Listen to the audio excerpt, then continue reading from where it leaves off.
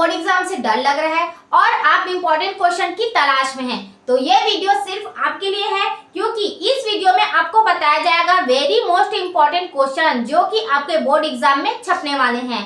तो pen copy उठाकर तैयार रखें और हाँ, वीडियो को पूरा देखें और अपनी तैयारी को नेक्स्ट लेवल तक पहुंचाएं। तो चलिए स्टार्ट करते हैं पहला क्वेश्चन को।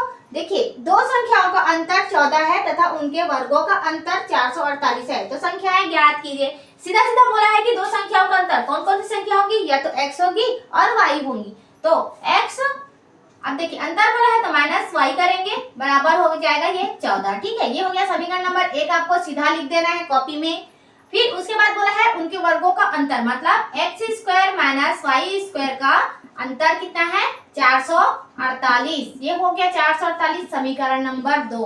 अब आपको क्या करना है, ये एक सूत्र होता है a square minus B square equal to क्या होता है, a प्लस बी और a माइनस बी। उसी प्रकार हम इसे लिख सकते हैं x minus Y into X plus Y equal to कितना हो जाएगा, 448 जितना हो गया। अब देखिए x माइनस वाई का मान कितना दिया है, 14, तो इसे लिखिए यहाँ पे 14 लिखेंगे और x plus y equal to 448 ये हो गया।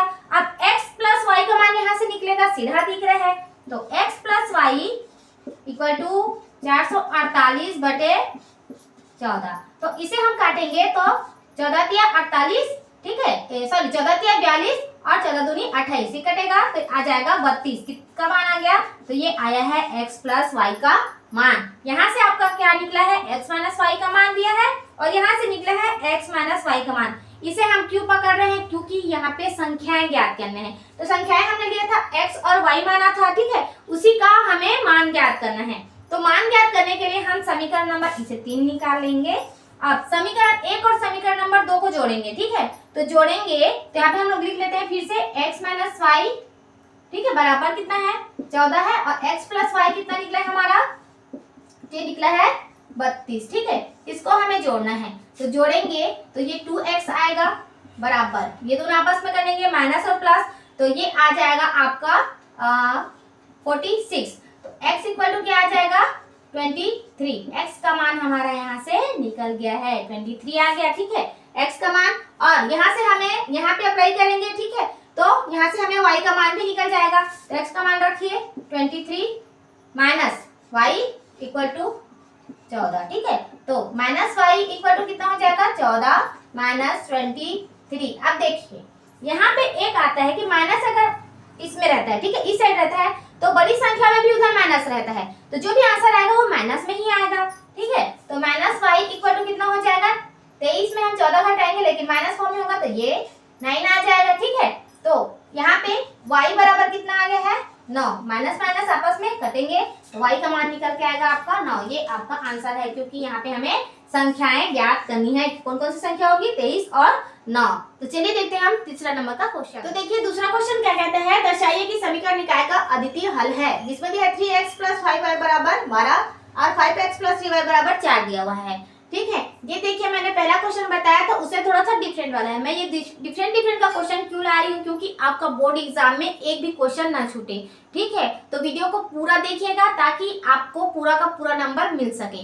तो देखिए ये इस टाइप के क्वेश्चन में हमें क्या करना होता है कि सबसे पहले हमें a1, b1 और c1 मानना होता है, ठीक है। तो a1, b1 और c1 मानने के लिए हम सबसे पहले समीकरण को देखेंगे, ठीक है। तो इसमें a1 क्या है, a1 है 3 यहाँ पे, ठीक है, गुणज को लेंगे हम लोग, b1 बराबर है 5 और c1 बराबर क्या है, 12 है। तो उसी प्रकार a2 बराबर क्या हो जाएगा, 5, ठीक है, b2 बराबर हो जाएगा 3 और c2 बराबर हो जाएगा 4। यहाँ तक हो गया है।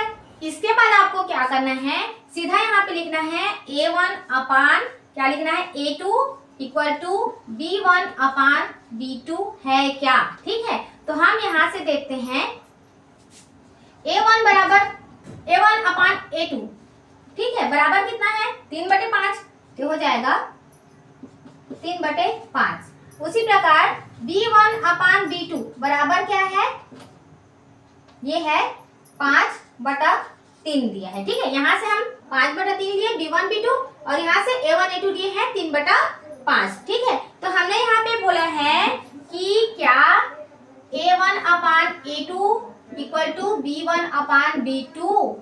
तो देखिए क्या A1 अपान A2 B1 अपान B2 के बराबर है? तो ये बराबर नहीं है।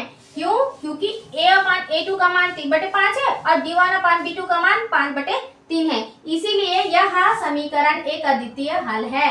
समीकरण एक अद्वितीय हल है।